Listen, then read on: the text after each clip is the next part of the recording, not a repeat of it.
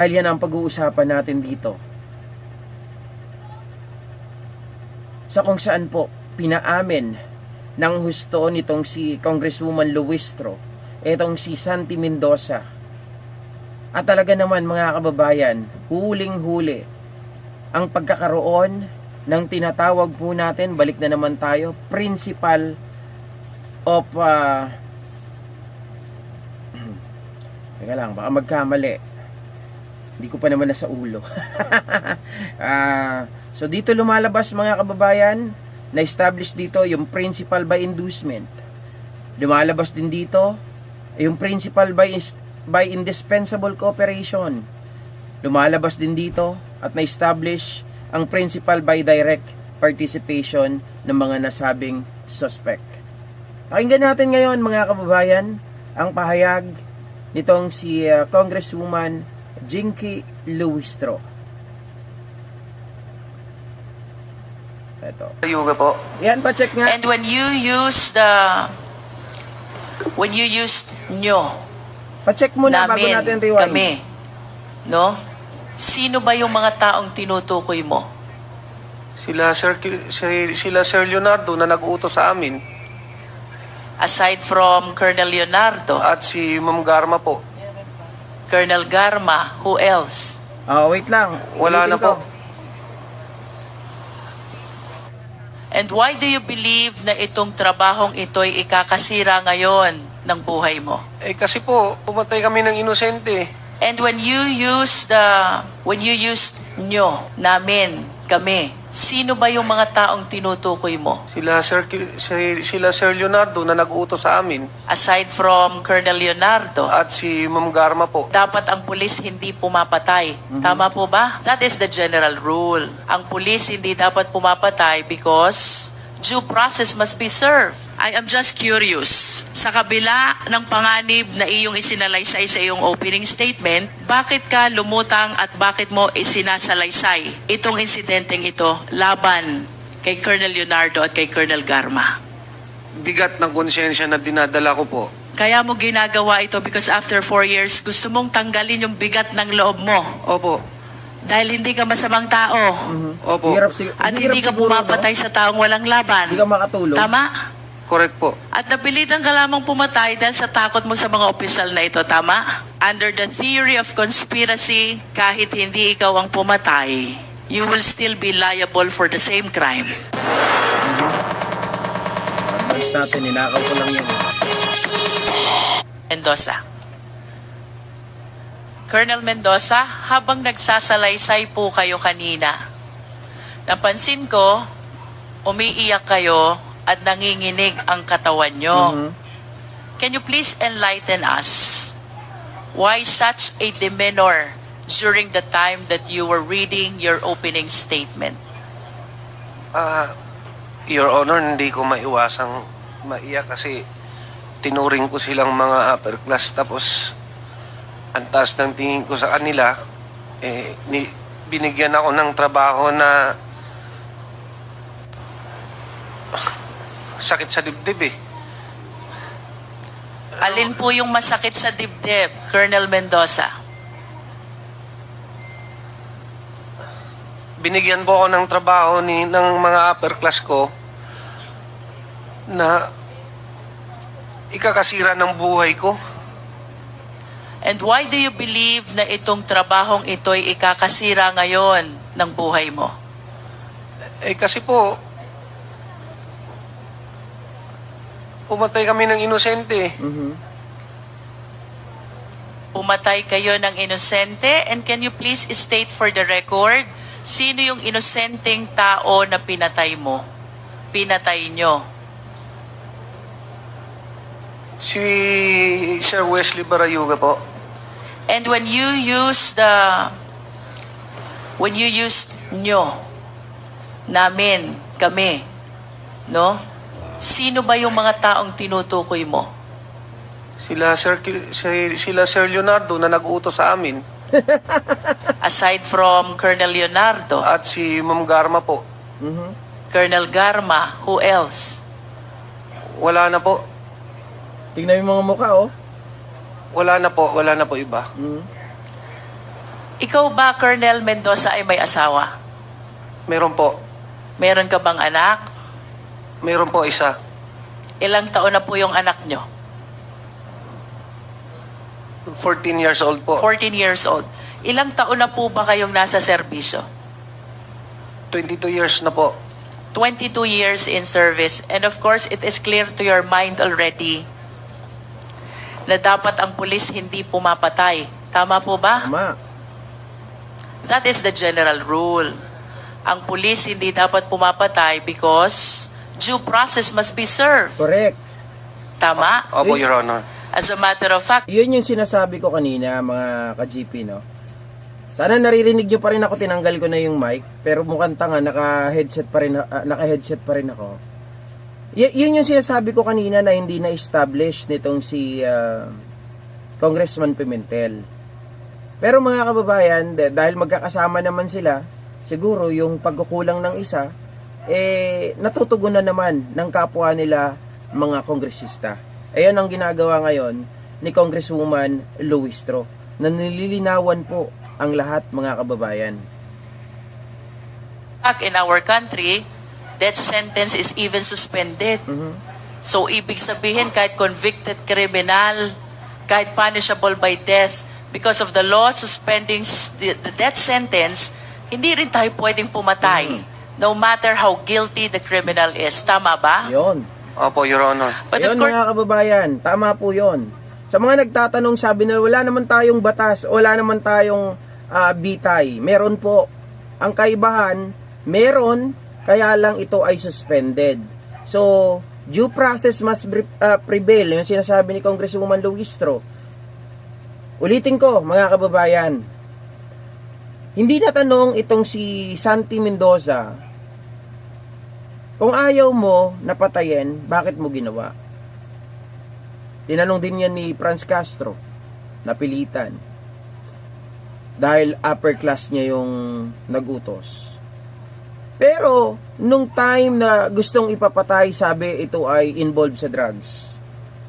Di ba bilang isang officer, isang police, isang man in uniform, dapat magtatanong ka na sa sarili mo eh. Is it true that this person is involved in drugs? So, granting, if this person is involved in drugs, bakit hindi natin hulihin? Unang-una, kasama nyo lang sa trabaho. Bakit hindi nyo pahuli sa operatiba? Diba? Bakit hindi nyo iparade? O kaya naman ay ipahuli talaga, technical. Or diba? Physical na inuhuli. Bakit hindi ganon? Bakit kailangan ito ay itumba? Hindi ka ba nagtaka, Santi Mendoza? Yun lang naman ay tanong ko, mga kababayan. Pero siguro, wala na sa isip niya yun dahil nga natatakot sila dito kay Colonel Leonardo, which is, sabi, mga malalapit daw po talaga sa lalong-lalo na kay dating Pangulong Duterte. of course, you understand also, Colonel Mendoza, may mga circumstances kung kailan ang pagpatay ng pulis ay warranted at legal. Can you please tell us, what are these instances? During legitimate operation po, at the police officer is in danger, the life of the police officer serving the police operation is in danger. I wish to invite your attention to paragraph 7 of your affidavit. Ang sabi niyo po dito, Colonel Mendoza, napilitan kayo isagawa yung proyekto for 2 reasons. 1, opisyal na nag-uutos. Opo. Pangalawa, natatakot kayo para sa kaligtasan ninyo at ng pamilya ninyo. Do you confirm this? Opo, Your Honor. At kanina po, binanggit ninyo na ang nag-uutos ng proyektong ito ay walang iba kung hindi si Colonel Leonardo at si Colonel Garma. Do you still confirm? Opo, Your Honor. Ano po ang pagkakakilala ninyo kay Colonel Leonardo? Bakit kayo natatakot sa kanya? Siyempre po, siya yung panahon ng former president po natin na isa sa pinakamalakas When you say pinakamalakas, panahon ng former president, anong ibig sabihin mo, Colonel Mendoza? Malakas. Nakakabulong po. Teka lang, malakas yan. Malakas mambudol. Yan lang naman ang malakas sa kanya eh. Malakas magmura, malakas mamingger. At nagkakatotoo. Nakakabulong, nagkakatotoo. Pwede mo ba kaming kwentuhan? Ano itong pagkakataong nakabulong at nagkatotoo ang mga sinabi ni Colonel Mendoza sa former president? Ni Colonel Leonardo po. Colonel Leonardo.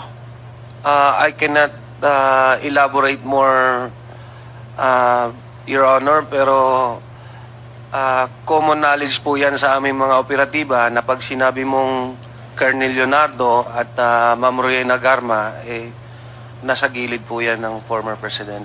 So you will agree with me if I would say, si Colonel Leonardo malakas sa former president.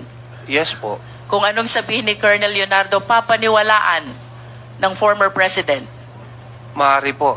At kung anong hilingin ni Colonel Leonardo, susundin ng former president. Maaari din po. Let's go to Colonel Garma. Naniniwala ka din na si Colonel Garma Irish. malakas sa former president. Yes po. At kung ano sasabihin ni Colonel Garma, paniniwalaan ng former president. Yes. Yeah.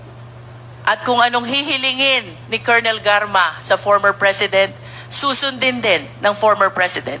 Tama ba? Maaari din po. That's Yes how po. you understand the influence of these people to the former president. Kaya, takot ka na suwayin si Colonel Leonardo at si Colonel Garma. Tama ba? Yes, Your Honor. At dahil sa lakas ng impluensya nila sa presidente, pwedeng mawala ka sa serbisyo. Tama? Yes, Your Honor. Pwede ka ring mamatay. Tama? Mas lalo. Lalo. Ha? Yes, Your Honor. Pwede ka ring makulong. Tama? Opo. Puntahan natin yung pangalawang dahilan. Bakit napilitan kang sumunod sa proyektong ito? You said, natatakot ka para sa sarili mo at sa mga pamilya mo. Ano yung mga pangyayari na naging dahilan kung bakit nagkaroon ka ng takot para sa kaligtasan mo at Sobra po, kaligtasan Sir ng pamilya mo? Sobra po, Sir Robert, napakatindi po ng mga taong ito, no? Kung totoo man yan, talagang, ito mga budhi nila, talagang, mga buhay pa sila, sinusunog na sila sa impyerno. Grabe, napakatitindi. At, kung titingnan nyo naman maigi, wag nyo na lang hanapin muna yung pagpatay. Tingnan nyo na lang muna kung sino yung mga pinagpapasok nitong si Garma sa trabaho. Maging specific ako sa isang bagay. Sorry to say this, kung napapanood ninyo ng mga tagasunod ni Garma. 'Di ba? Isipin nyo po, mga kababayan, ang anak niya na ipinasok niya bilang Intel. 'Di ba? Bilang Intel, alam ko bilang Intel kung di ako nagkakamali. Di ba, ang isang Intel, mga kababayan, meron niyang requirements. Dapat ito ay may background sa law enforcement. Pero bakit niya naipasok yung kanyang anak bilang isang Intel na wala naman pong background sa law enforcement? Pangalawa, mga kababayan, ang alam ko, kung hindi pa rin ako nagkakamali, kailangan physically at mentally fit ang papasok sa mga bagay na yan. Sa gwardiya nga ewan ko, ako lang siguro yung naiba, 'di ba? Ako lang siguro yung naiba kasi dahil sa mata ko, pero nakapagwardya ako. Bawal kasi yung lalong-lalo na sa mata, 'di ba? Yung problema mo. Pero ako siguro nadala ng ibang bagay sa akin. Kaya kong bitbitin yung mga bagay-bagay. Pero unang-unang requirements 'yan. Pag ikaw ay kasi may neurotest, mga kababayan, bago ka makapasok sa gobyerno. May neurotest din pag nagwardya ka. At kapag hindi mo nalusutan yon, 'di ba? Dahil kung may sakit yan, hindi makakaligtas sa neurotest yan. Pero, naipasok ni Garma. Isa pa lang yon. Paano pa yung mga kamag-anak? Paano pa yung mga kabats nila nung sila ay sundalo, batch 97 ata. 'Di ba? Paano pa yung mga hipag, bayaw, marami, mga kaibigan. So dun mo na lang tingnan eh.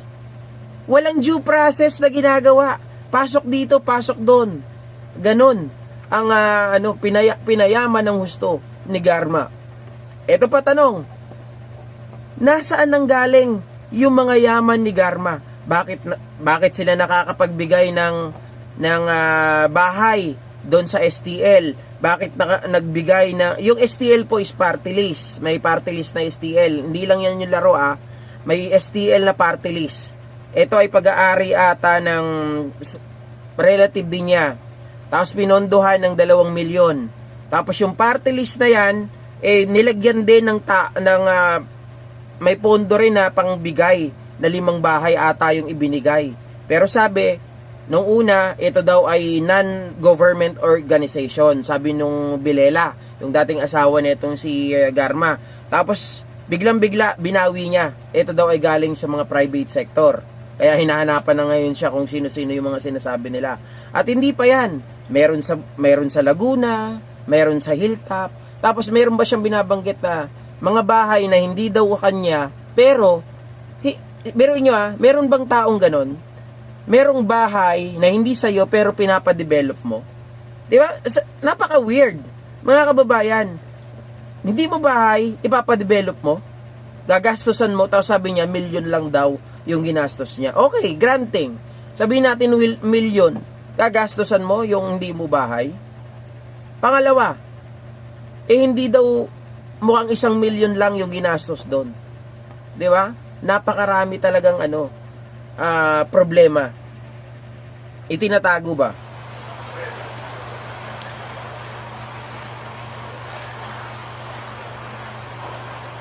Kasi nga po, maimpluwensya po sila. Pag hindi ko po naman sinunod, baka hindi lang naman ako ang balikan, baka pati pamilya ko pa. Pag sinabi mo ba, Colonel Mendoza, baka hindi lang ikaw ang balikan, anong ibig sabihin mo ng salitang balikan? Kumbaga, hindi ako sumunod, Your Honor So, hindi ako, kumbaga, pagka hindi ka sumunod, hindi ka kanila. What do you fear for your family kung bakit sinabi mo sa salaysay mo, natatakot ako para sa kaligtasan ko at ng pamilya ko? Anong posibleng mangyari sa'yo at sa pamilya mo kung hindi ka susunod kay Colonel Leonardo at kay Colonel Garma? Siyempre po, baka mamamatay po.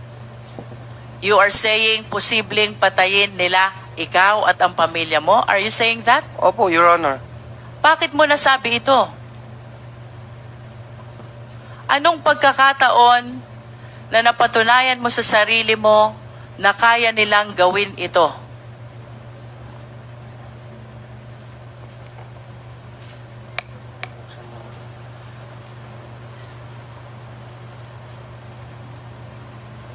Ayun, merong dun, no? Merong idol mo. Your Honor, marami na kasing ugong-ugong Maari mo bang isalaysay sa amin ano yung mga umuugong na yon? Dahilan kung bakit mo inisip na baka patayin ni Colonel Leonardo at ni Colonel Garma ikaw at ang pamilya mo kung hindi ka susunod sa proyekto? Mayroon na pong mga dati pa po sa Davao Region na pag sinabi niyong Baka interior designer din. Colonel Leonardo, yan po yung may hawak ng mga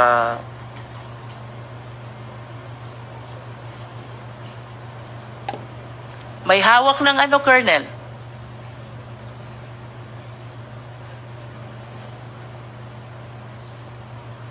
Meron pang siyang itinatago. kumbaga Na mga alam niya. hitman po. Colonel Leonardo, may hawak ng mga hitman. Is that what you're saying? That is kumbaga yan po yung usap-usapan. Hindi ko naman po makukumpirma. Pero Usap-usapan. Let's talk about usap-usapan. Ayon sa usap-usapan na yan, ano ang mga pangyayari na sa pagkakaalam mo at ayon sa usap-usapan ng mga kasama mo, may kinalaman si Colonel Leonardo at si Colonel Garma. Can you cite some incidents na lumutang ang pangalan nilang dalawa ayon sa usap-usapan? Without necessarily you having a personal knowledge. Ayon sa usap-usapan, anong mga pangyayari ng patayan ang may kinalaman si Colonel Garma at si Colonel Leonardo?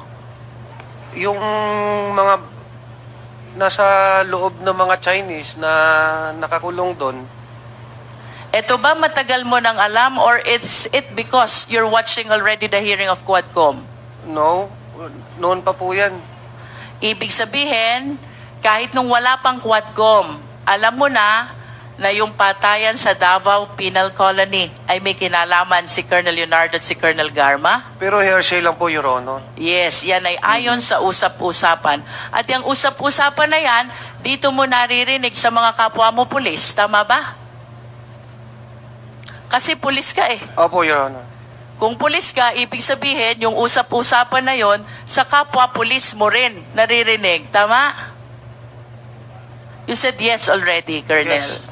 Aside from this Davao Penal Colony where there are 3 Chinese drug lords who were killed, ano pa, ayon sa usap-usapan yung mga insidente, ay may kinalaman silang dalawa?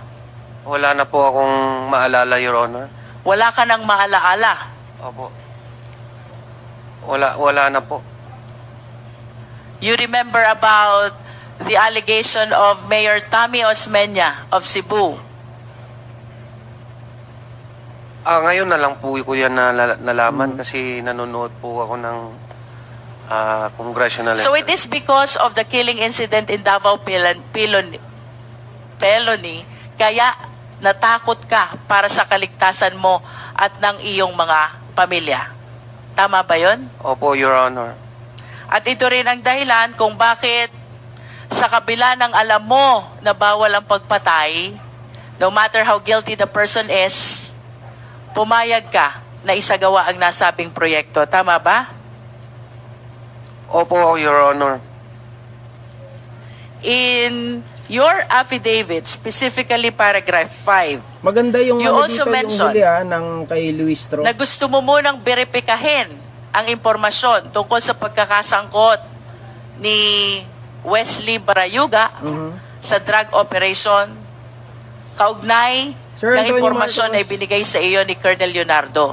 Bakit mo hiniling Sir kay Yagi, Colonel shout Leonardo na beripikahin muna ang impormasyon na ito?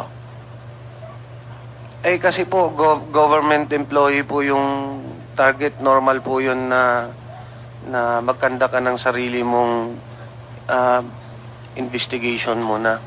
At kapag hindi verification. government employee ang target, wala bang verification na mangyayari? Meron naman po. Meron din po. So why do you want to make your own verification? Ikaw ba at that particular time ay nagdududa sa sinasabi ni Colonel Leonardo? Good point. Yes po. Bakit ka nagdududa? Kasi yung target, bakit nasa loob ng PCSO? Yan. Yan yung sinasabi ko kanina. Nasa loob ng circle ng PCSO. Kung ito ay may involved sa droga, so bakit hindi na lang nila pinakulong? Bakit na hindi nila pinaaresto? Di ba? Yung mga bagay na yon, papasok agad sa utak mo kung matalino ka. Pero pag may matalino din na hindi nakukuha yon kasi yung takot ang inuuna. He is not only inside the PCSO, he is the board secretary of PCSO. And during that time, may naririnig ka ba na nagagalit o kinasasangkot ang gulo ni Wesley Barayuga? Wala naman po. And what were you thinking nung sinabi sa ni Colonel Leonardo, wag nang beripikahin, bibigyan ka na lamang ng profile ni Colonel Garma? Synopsis. Yun nga po, nag-aalinlangan. Kaya lang, wala tayong magawa eh. Wala po akong condition din. Kahit nag-aalinlangan ka, kung totoong sangkot sa droga si Wesley Barayuga, itinuloy mo dahil natatakot ka sa opisyal mo. Opo. Tama?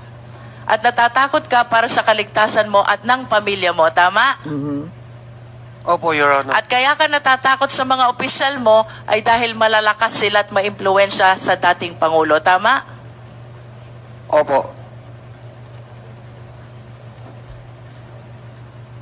After some time, kinontak mo na itong si Nelson Mariano. At si Nelson Mariano ang humanap ng hitman. Do you confirm this? Opo, Your Honor. And after some time also, tinawagan ka ni Tox na di umano Nagtatago na si Tox. Tao ni Colonel Garma. Tama ba? Opo, Your Honor. At pagkatapos nitong pag-uusap ninyo ni Nelson Mariano, isinagawa na ng nasabing hitman ang naturang proyekto. Tama? Opo, Your Honor. At itong proyektong ito ay ang proyektong pagpatay kay Wesley Barayuga. Tama ba? Opo.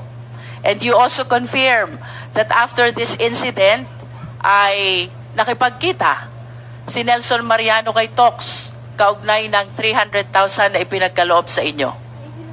Opo. Can you please state for the record again, paano hinati yung 300,000?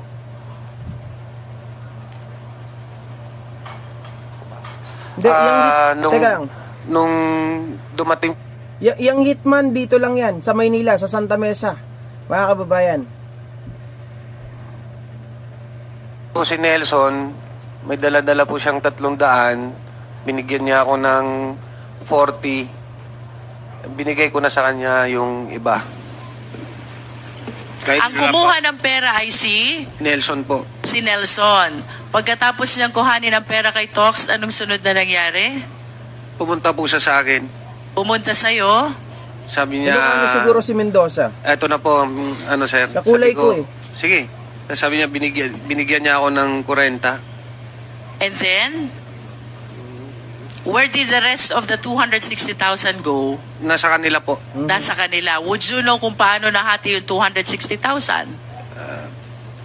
Si You have Nelson 1 minute po. left, Congresswoman Jinky. Si Nelson na ang nakakaalam noon.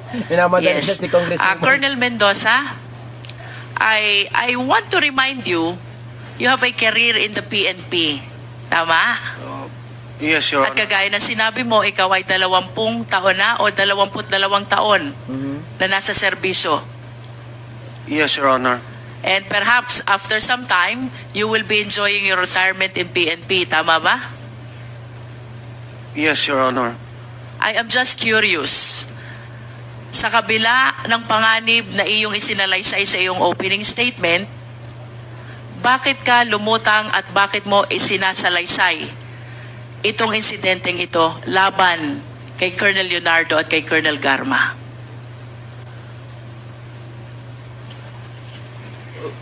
Bukod po sa bigat ng konsyensya na dinadala ko po, for 4 years, may mga instances po na may gusto pang idawit na ibang tao po kasi. Kaya Sinong gustong may idawit? yung may kumalat po kasi ng mga text messages nung nakaraang linggo eh. Anong sabi sa text messages? Paalala ko lang mga kababayan. Di ba may binabanggit silang Viber? Kung saan po pinapadala yung mga litrato, yung mga mensahe. Hindi ko lang alam kung kaya pang i-recover. Baka pwede pang ma-recover yun. At magiging talagang substantial evidence yun. Pinakamabigat yun, mga kababayan. Diba? Mabigat yun.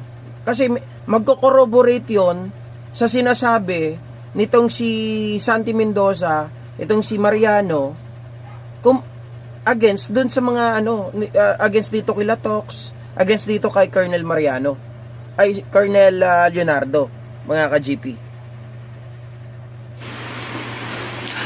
Na hindi lang ako daw po yung gunman, ganun lang po. Hindi lang ikaw ang? Ako daw po yung gunman, tapos iba po yung hindi po klaro eh kasi Kindly wrap up, In other words, Congresswoman Colonel Jinky. Mendoza, kaya mo ginagawa ito because after 4 years, gusto mong tanggalin yung bigat ng loob mo. Opo. Dahil hindi ka masamang tao. Opo. At hindi ka pumapatay sa taong walang laban. Tama? Correct po. At napilitan ka lamang pumatay dahil sa takot mo sa mga opisyal na ito. Tama? Correct po. Nevertheless, I wish to manifest, Mr. Chair, Ito na, mga Colonel kababayan. Mendoza. Mga ka-GP Natics, itong part na ito na gusto kong i-emphasize po sa inyo, sa mga hindi masyadong marunong maalam sa batas na kagaya ko, dapat tandaan po natin itong tinatawag na principle of inducement, principle of indispensable cooperation, principle of direct cooperation. Dito po yun babanggitin, mga kababayan. In a theory of conspiracy, Theory. there are 3 types of principle. Okay, ayan na. And in the story you narrated, you mentioned the name of Colonel Leonardo, Colonel Garma, Colonel Santi Mendoza, Nelson Mariano, Tox, and Loloy, the hitman. Under the theory of conspiracy, kahit hindi ikaw ang pumatay, you will still be liable for the same crime. This is the definition of conspiracy. That the act of one Nako. is the act of all. The crime of one is the crime of all. And the penalty of one is the penalty of all. And I wish to state for the record, Mr. Chair, that given these names who figured out in this killing incident against Wesley Barayuga, it appears to us that Colonel Leonardo and Colonel Garma participated as conspirators by inducement. Oh. Kung hindi po nila pinagplanuhan, inisip, inutos, at ipinagkaloob lahat ng mga kailangan, Conspirator by inducement. Sila yung pasok sa principal by inducement. they will not be able to perpetrate this crime of murder.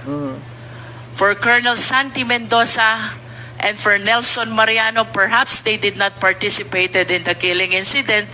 However, under the law, they are considered as principals by indispensable cooperation. Sapagkat sila ang So, ibig sabihin, mga kababayan, sila yung naging paraan para mangyari yung krimen. So, gaya na, tandaan po natin, kahit hindi ikaw ang pumatay, basta ikaw ay naging dahilan kung bakit nagawa yung krimen, eh kasama ka po doon, pasok ka sa principal by indispensable cooperation. Kasi ikaw ang naghanap, 'di ba? Ikaw ang naghanap eh. Naging tulay ka. Oh, hindi yan yung parang sa magjowa, mga kababayan, pero parang ganoon na rin. Halimbawa, hindi naman yan magiging sila kung hindi dahil sa akin eh. Parang ganoon. 'Di ba? Kung hindi ako nagtulay diyan sa kanila, hindi sila magiging mag-asawa. O, eh, pagdating sa kabilang banda, on the other hand, ito pala ay nakakasama. Kasi pasok ka sa principal by indispensable cooperation. connect sa hitman. And without their indispensable cooperation of connecting this idea, this criminal intention to the perpetrators, there is no crime of murder. And for Loloy and the rest of the backup who appeared in the video, perhaps the one riding in the car and the one riding in the motorcycle na di umano'y bumack up sa pagpatay na ito, we can consider them as principal by direct participation. Yun, sila kasi yung Sa kabila pumatay. ng lahat ng ito, sa kabila ng posibilidad na madawit ang pangalan ni Colonel Santi Mendoza at kasama na si Nelson Mariano, they took the courage to speak before the Quadcom dahil gustong alisin ang bigat sa dibdib ng loob, particularly of Colonel Mendoza. Thank you, Mr. Chair. Oh, so ayun na, mga kababayan ko. Maliwanag po 'yon, napaliwanag nitong si attorney Congresswoman Jerbil Luistro. Dito marami po tayong mga natutunan bilang isang abogado sa kanila, tayo bilang isang pangkaraniwang netizen, na kung saan po ay natututo rin po tayo sa mga pagbablog natin. So, ganun pala yun ang kwento, no? Sa conspiracy, ay hindi porket ikaw ay hindi naman pumatay, pero kung ikaw ay tulay, nako, may kasalanan ka lang. Sabi nga ni Ma'am Leticia Fernando, act of one is act of all. 'Di ba? Crime of one is crime of all. At the same time, mga kababayan, nahati yung conspiracy sa tatlo. Principal by inducement, ulitin ko. Principal by indispensable cooperation. So sila yung tulay. Principal by direct cooperation, sila yung nag-execute. Kumbaga sa kung titingnan natin sa three branches of government, sila yung executive. Sila yung nag-execute. 'Di ba? Kasama na po, parang sila yung police. Kaya lang ito sa sa kabilang part. Sila naman yung mga mamamatay tao. Sila yung taga-execute ng buhay. Alright? So, sana po may natutunan tayong lahat, mga kababayan. At hindi ko na napanood pagkatapos po ng EGK kanina, hindi na po ako nanood kasi nag-ready ako para makapag-vlog sa inyo. Kaya lang, ang samahan ng habang nagla-live ako ngayon, kaya napapatingin ako sa baba kanina, may update sa computer ko. Hindi ko alam kung paano, pero according dito, ayan ayan, nakikita nyo, basag daw yung PC ko. Ang sama. Tapos meron na daw sunog. Ayan Ay nako. Pero wala tayong magagawa dyan. Move on. At sana magawa na ng paraan. Kung papalitan yung motherboard, palitan na lang. Sana gumagana pa yung ibang mga piyesa natin para hindi tayo magka-problema. Siguro kung nasunog yan, dahil maliit yung pwesto, wala pa kami, electric pa namin, nakikita nyo naman. Ayan lang. Tapos yung computer sobrang taas ng specs nun. Wala kaming aircon dito. Yan siguro yung naging problema. Pero yung basag, mag-uusap pa kami mamaya. Okay? So thank you once again, mga kababayan, mga ka-GP. Salamat po sa pagsama. At kahit konti lang tayo ngayong gabi, ganyan siguro talaga pag nawawala ka sa sirkulasyon, nawawala din yung mga followers mo. 'Di ba? Pero magandang gabi po muli sa inyong lahat at magkita-kita po tayo bukas. At mag-ingat po kayo. I love you all. Bye!